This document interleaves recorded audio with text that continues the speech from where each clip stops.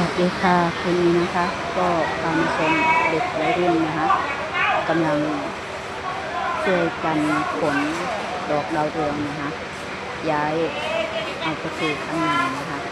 กลัวโดนฝนตกใส่นะคะแล้วมันก็จะขึ้นรานะคะอันนี้ก็ช่วยกันขนอย่างขมักเขม้นนะคะขยันกันมากเลยอันนี้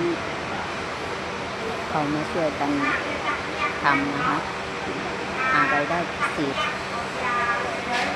ช่วงหัวค่ำนะคะกำลังฝนกำลังโปรยกันอย่างขยันขันแข็งนะคะฝากเพื่อนๆด้วยนะคะถ้าเกิดว่าชอบก็ช่วยกดไลค์กดแชร์กดติดตามด้วยนะคะสำหรับคลิปนี้ก็ขอจบเพียงเท่านี้ค่ะสวัสดีค่ะไว้เจอกันใหม่คลิปหน้านะคะ